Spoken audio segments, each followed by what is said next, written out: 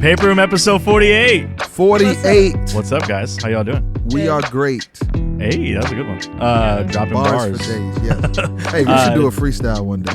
Oh, like no planning, no nothing? No planning, just come in, ask Matt to give us a beat. And everything has to rhyme and have bars. Kind of like a Lin-Manuel Miranda show. That'd be great. Let's do that. Okay. What's up? Isha and Nick here with us. Episode 48. We're almost to 50. Wow. About to go crazy on 50. We'll see what happens there. Wow. Danny here, Paper Room host, excited for today. Reminding our listeners or viewers of why we're doing this. We're here to hopefully assist you guys in your young adult age as you're just having to navigate so many crazy life decisions.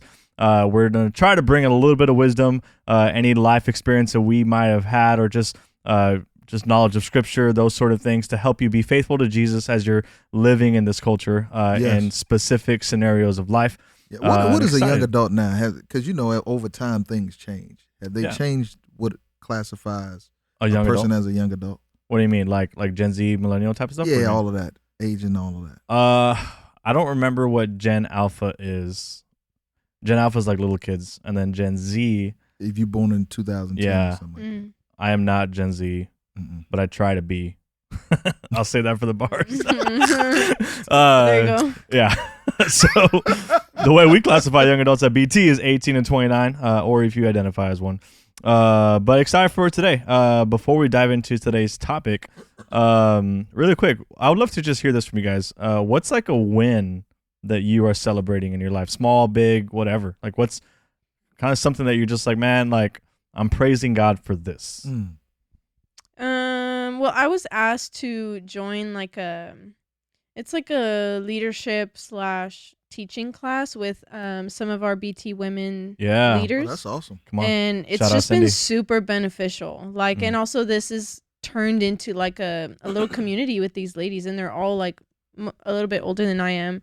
So I don't know. We just get to share, life stuff that's going on, and then also grow in our skill together of teaching. Love so that. it's been really an unexpected need. It's kind of like a community group. You didn't realize how That's powerful good. it's gonna be for you. Yeah. That's cool. Powerful. Love that. Good win. What about you, Nick? That's powerful. Man, there's several wins, but you only asked for one. One. So my daughter started high school this Crazy. year, and I celebrate that she seems to be adjusting well. She's at Vela, or what school?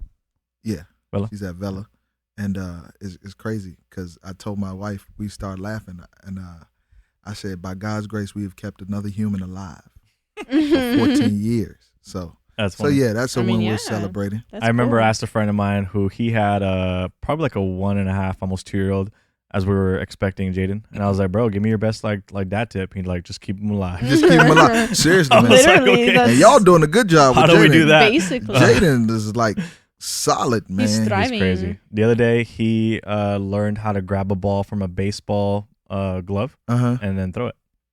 Come So on. that was pretty cool. So pitching status coming up soon. Hey, A win for me is I recently just got to go back to New York City. Queen's Church, the church that Summer and I got to be a part of the launch of Queen's Church, the church plant, celebrated 5 years That's beautiful. of church ministry. that's beautiful. That's Yeah, it was a lot of emotions this past weekend, but it was just cool to see this place is thriving, it's growing. Yeah. There's Did you- so many people I don't know. I was about to say, awesome. did you see a ton of new faces? Oh yeah, it's crazy. And did you see faces that were day ones. new? Yeah, Yeah. that's beautiful. Yeah. So, and yeah, like even just connecting with the new people. I've heard of them, obviously seen them on social media and things like that. But it was cool the way they laid out the whole weekend.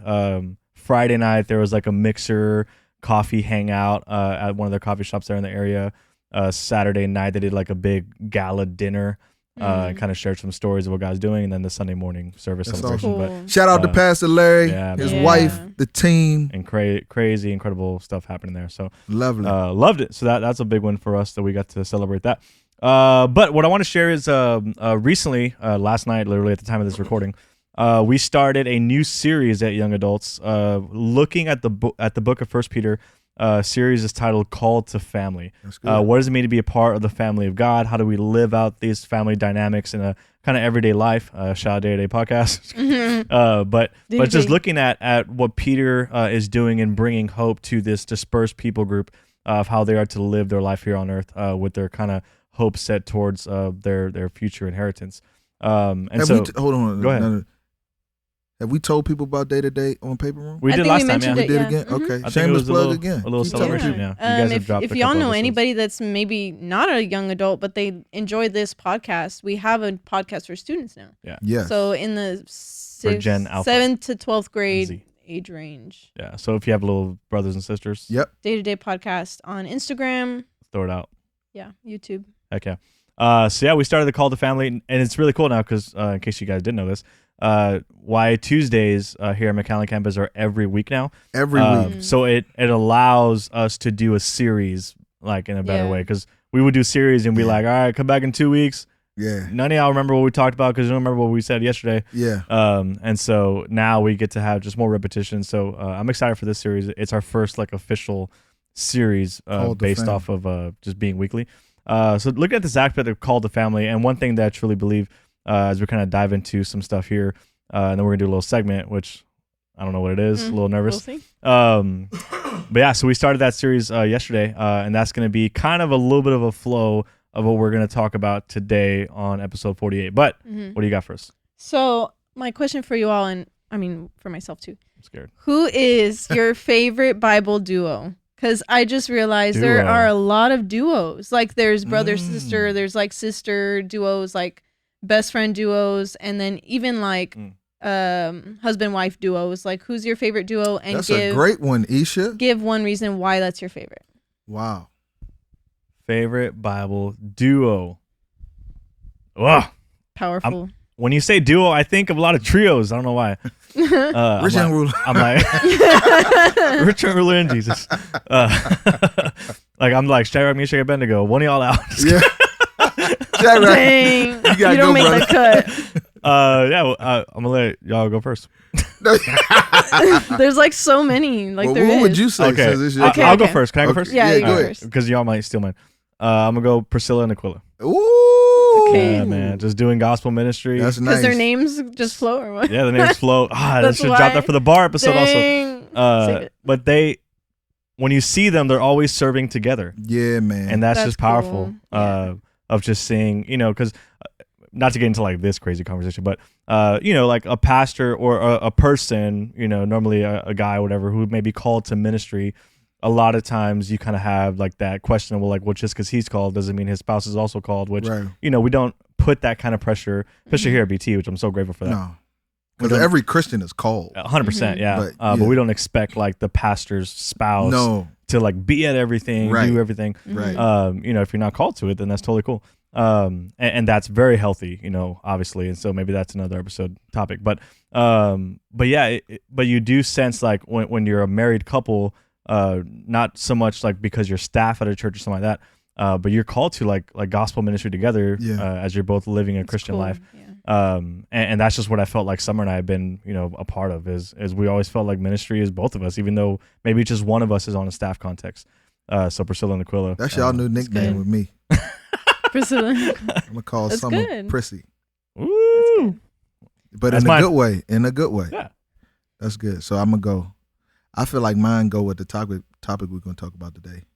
If I would honestly scan all of Scripture, I think Jonathan and David Yeah. Mhm. is such a solid That's good. duo because you see, they fought together. They wrestled through betrayal together. The loyalty. I'm big on loyalty. Like loyalty. Like loyalty is very important to me. I do believe you can be loyal to a fault, and we kind of see that in Jonathan. With his dad a little bit, he was, but he never was disloyal to his friend David. So I look at that, and just knowing that this is the dude that's going to take the throne, and like I'm in line for it because it's my father's the king. Like, and Jonathan just roll out the red carpet. Look out for him. It's a beautiful picture. They're definitely one of my favorites. Like if you hadn't have said them, I probably would have said them also. You can say them if you want. I love that. No, you have to pick a different one. When I will pick a different one, but I just love that David was going through a hard time, like the hardest time that anybody could possibly go through is like your life is being threatened and you have a friend. Like it's so special to have a friend when you go through something hard. Sing it, Doc. Let's play the music.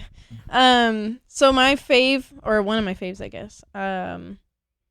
I thought of Naomi and Ruth. Woo!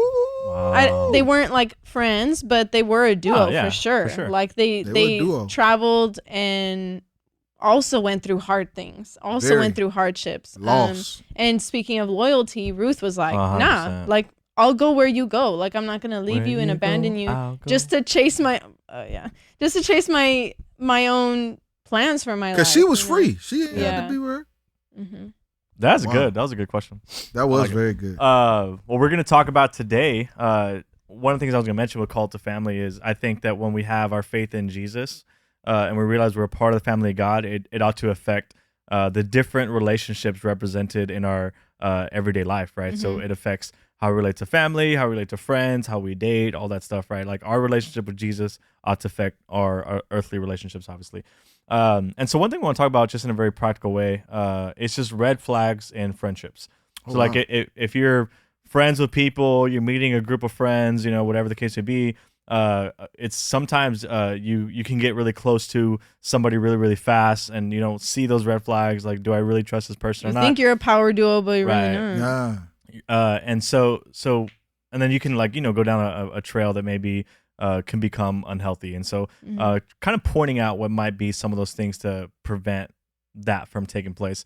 I actually saw this reel one day that I thought was really funny, how fast guys become friends at work.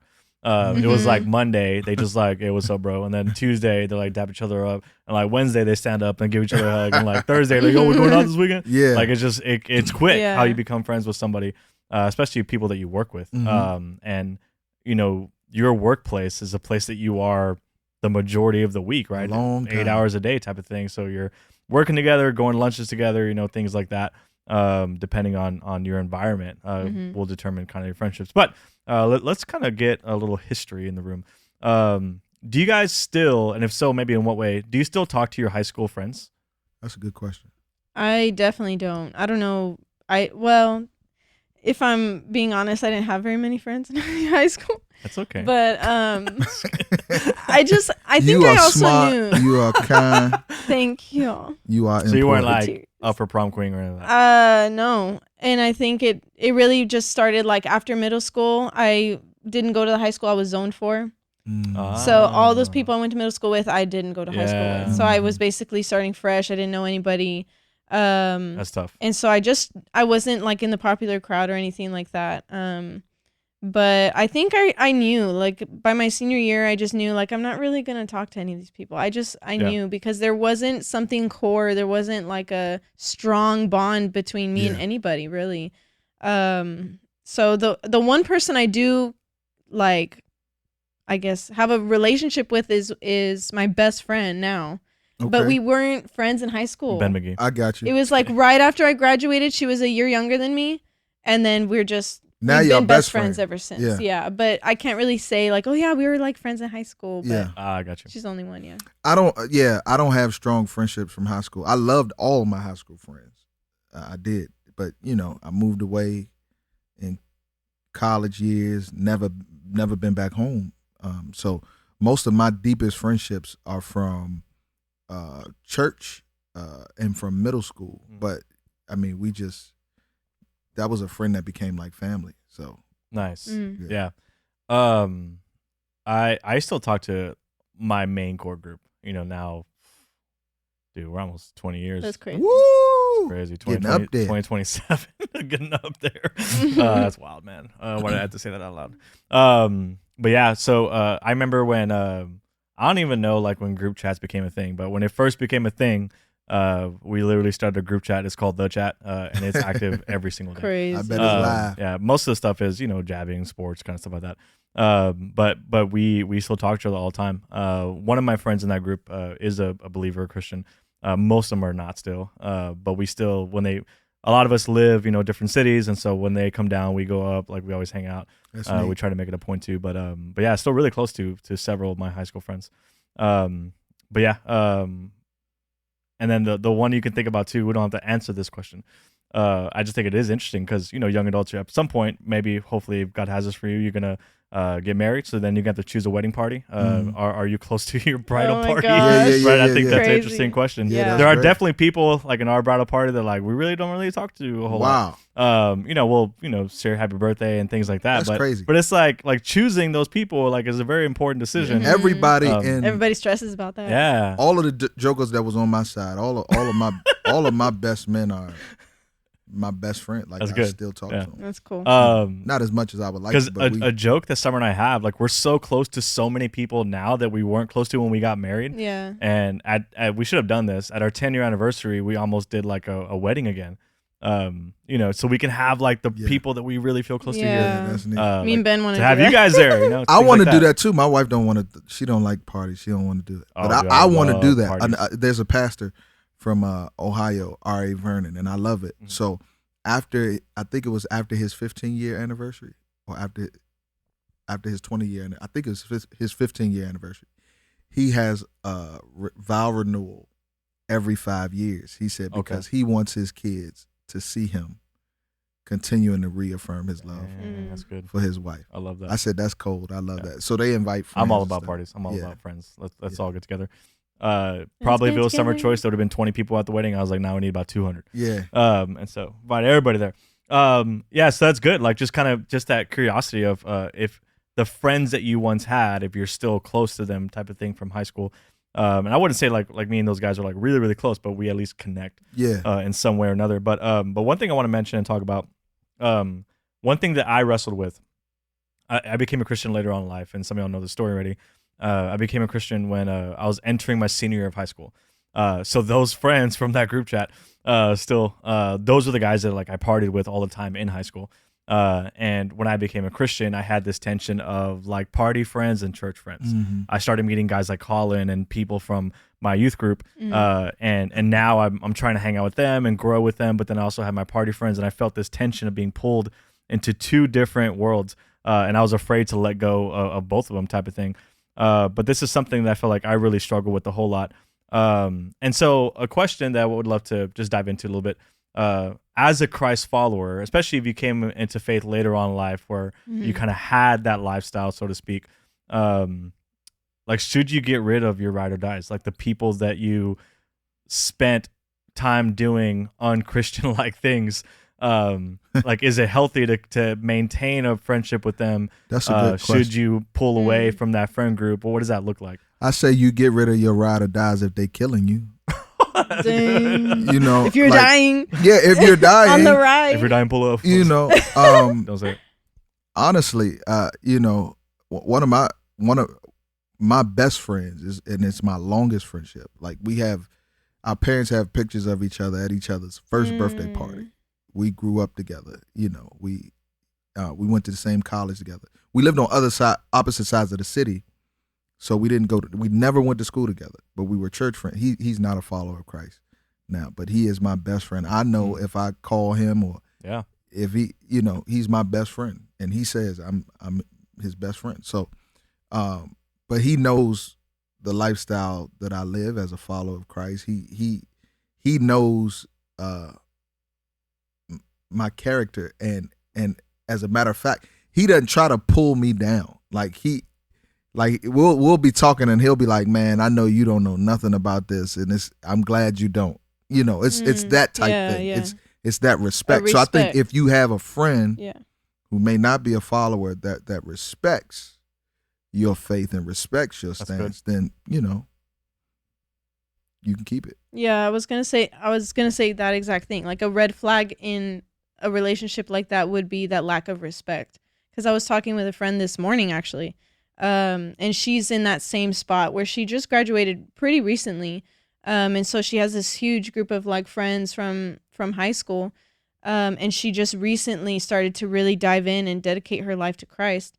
So she was telling me this morning, I think that it becomes hard when you appreciate that they invite you to things and you say, I appreciate you inviting me, but there's always a dagger thrown into the invitation. Oh, 100%. Where they're like, well, we know you're not going to come anyway, but here's the invite. That's exactly what happened to me. Like, I would get invited to parties on purpose for them to say, like, oh, we forgot you're just a church kid now. Yeah. Yeah. Like, oh, like, Wow. I still want to pull up. So Yeah. I just Not think to do like, things, but you know, once you set boundaries, and this goes for anything, you know, if it's this context or boundaries in a relationship or any kind of boundary you set, if somebody's unwilling to respect those boundaries or really give take what they give out, you know, if they're willing to come on the other side of it and also not shove their beliefs, you know, down your throat, then I think that's going to be okay. yeah, it's hard now that I reflect on that. Like, you know, they didn't really understand what I was doing. Yeah. Right. And so it's hard to expect someone, like, I think we want someone to respect the boundaries. Like, hey, like, I'm choosing not to live in this lifestyle anymore. But to them, they're just like, why? Like, they don't know why. And so it's hard to even, like, just to put ourselves in the perspective of a non-believer who's now seeing one of their friends choose to live this lifestyle of being a believer, that, like, it just doesn't. My wife and I, we were watching an interview of a lady who got saved and she came out of witchcraft, and she was telling her testimony, and one of the most moving parts of her testimony for me is she had a friend who would always pray for her, and she had a friend who was not a Christian, who was not into any of that. And she said, as a matter of fact, my friend, you know, she would come to our house, she would come to my parties, you know, she would leave before everything got crazy all the time. She said, but, you know, when the Lord started pulling on my heart, she was who I went to, because That's she crazy, was, yeah. She remembered, yeah. she was always there. You know, so I do think, you know, God does not want us cutting off all of our friendships, even if they aren't followers. It depends on those red flags, the disrespect. You know, are they being used of the enemy to pull us down more than God is using us to lift them up? You know, stuff like that. I think we I gotta remember consider that. I was at a retreat and well, let me back up and say this. One of the reasons why I felt like I wanted to pull away was because I knew that I was gonna be tempted to keep doing the things I didn't want to do. Yeah, and so you got to so pull away. I think what often happens though on the other side of that is we say something like, well, as a Christian, you need to be a light in a dark place, right? Which is so true. But if it's like you're saying, if it's unhealthy for you, I'm not going to be a light though. That's exactly. I'm unscrewing my light bulb when I'm dimming. Exactly. You'd be a very, very dim light, and then a bad representation of Jesus in a place where he needs to be represented well. Right. And so now what I was gonna say was this: what at a retreat, Lecrae was speaking, and they were asking him like, how do you feel like you can represent Jesus like in some of the environments that you're a part of, or whatever. And I remember exactly how he said it, but he basically said this like I don't go to battle by myself, and so like I'm gonna take somebody with me every single time. He's like, because you don't think I'm gonna be tempted when I go into those places? Like, yeah, like temptation hits everybody. Yeah. And so he's like, I'm not exempt from that thing, but the reality is when I have my boy with me, now I'm less likely to want to fall into temptation because I have that accountability aspect. And so if you're maybe in that scenario where you have some friends and you've practiced some, you know, un-Christ-like things in that friend group setting, but now you're really wanting to grow in your relationship with God, and you're wondering like, should I hang out with these people or not? I think it's a seasonal thing. Like I chose to pull away from some friends for a while. We're still friends today, you know. That season will, you know, came to an end. And I felt like I was able to then hang out with them and say no to certain things. And still be in the present. When you grow and you mature and you get. And to me, that's a red flag too. When you cannot be yourself. Yeah. If you got, if you're pretending. If you're pretending, and if you feel like you have to pretend, that's a red flag in friendship. And I'm gonna just keep it real right here. Sadly, you can have Christian friendships and feel like you gotta pretend, and that's a red flag for me. Yeah, that's good. I love that. But yeah, like if you feel the calling to live a missional lifestyle, to be a light in a dark place, just make sure you're not the only light there. Take somebody with you. I want to shift to this. One thing that we've seen kind of historically in the church culture, maybe not BT, but just in general, is a big push for like covenantal marriage, right? Like like church world wants to see single people get married.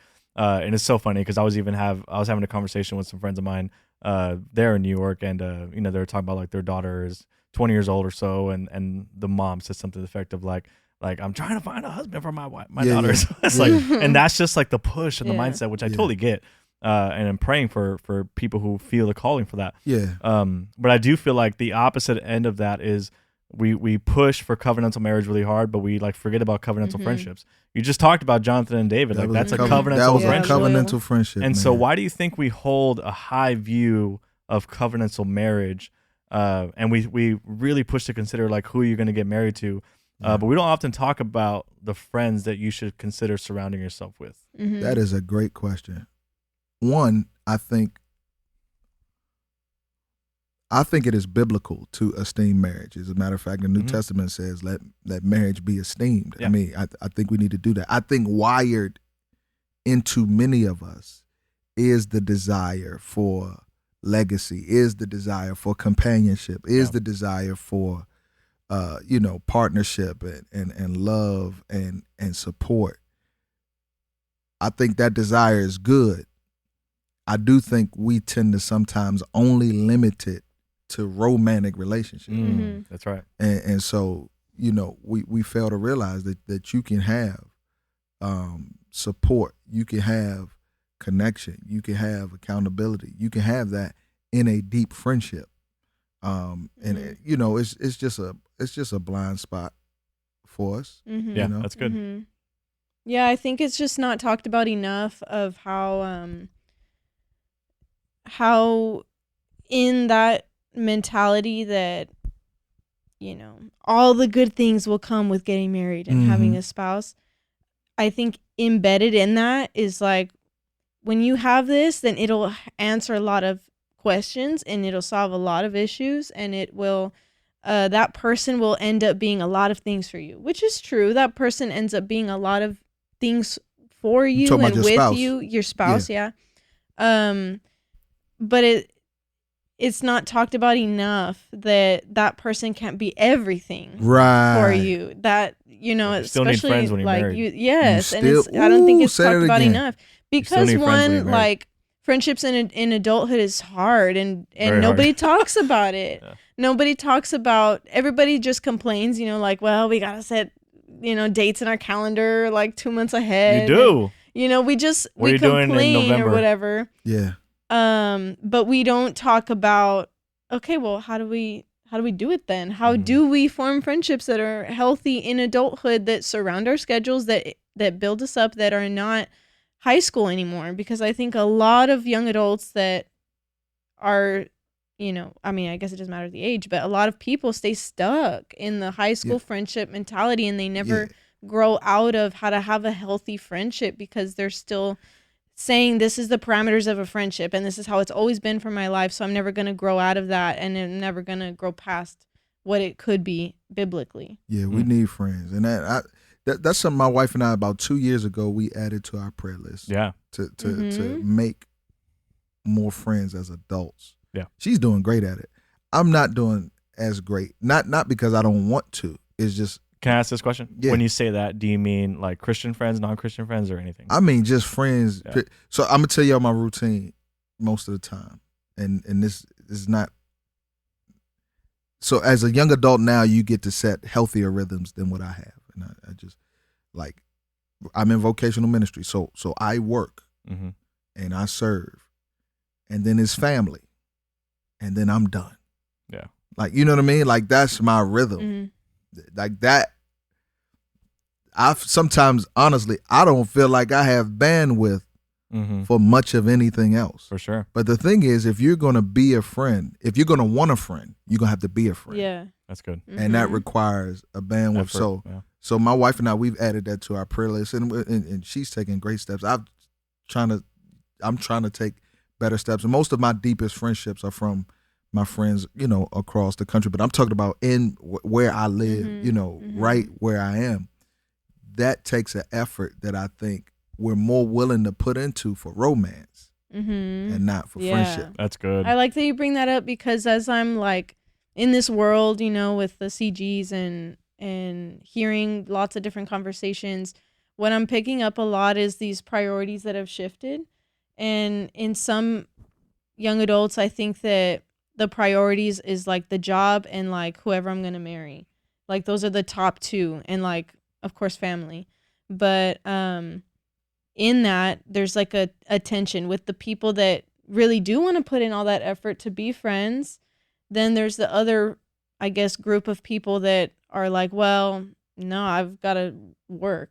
And of course, working is important. But what I'm trying to say is people that have full-time jobs and hobbies and everything else will end up making friendships a priority because they'll make it work. Right. And a lot of people are just not willing or don't know how to make it work around what they're already doing. So then the job and like the side that's hustle. a red flag in friendships when you're the only one trying to make it work. I know. I think Yeah. that's good.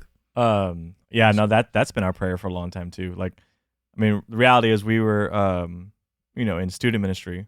So then our friends were high school students, and now we're in young adult ministry, and our friends are young adults, and we're 5 years, removed from that age, and so, but we love hanging out with you guys, obviously, and so, but where I was like, man, we have like no friends like our age, and so, probably our season in New York is probably the only time we had friends like really like our age, but that's been our prayer for a long time too, because you feel that craving for wanting to connect almost like in a non-ministry way. Like it's always hard for us to like want to connect with people as peers, because you're either pouring or I'm with you. And so that's always a tension. But you said priorities that made me think of this question, and I want to kind of close off with this.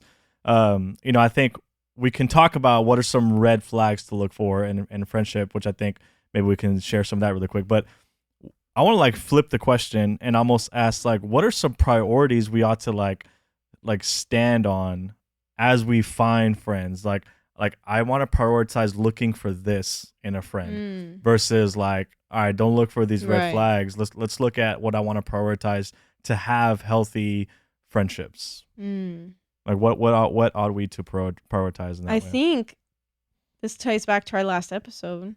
But go watch it. If you look at the longevity of somebody's like commitment to things, I think that speaks a lot. If you look at somebody's like past friendships, or how long are your friendships? How long do they usually last? I think. Can you send me your resume before I know your friendship? Like it's just things to pick up on, and you might not like pick up on it right away because you just met somebody, but.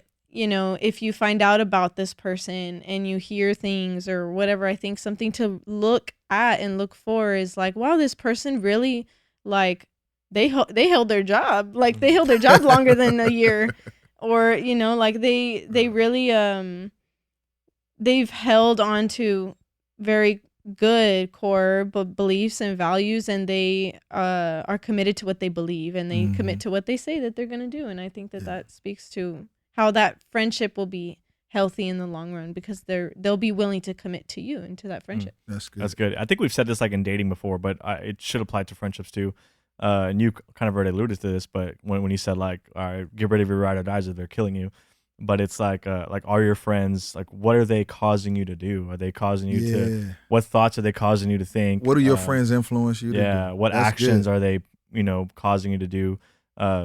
And so prioritize somebody that's just helping you grow in your relationship with Jesus. So when we do that, then we're able to then grow together, right? Yeah. Let us, run with Jesus. It's a together thing. But I also think, one, let me just say that it's okay to be friends with non-Christians. If you're not, then you're not being a light in any way. So always have non-Christian friends. I think that's great. Not for the goal of like, I'm only friends with you so that you can one day turn to Jesus. Yeah. But for the goal of just like helping Just to be a human. helping the world be a better place by way of being a human. And so just considering how is this person causing me to think and act would be one thing I would prioritize. Yeah, I like that. I would say humility is something that you need to model. Because if you want a friend, you have to be a friend. So,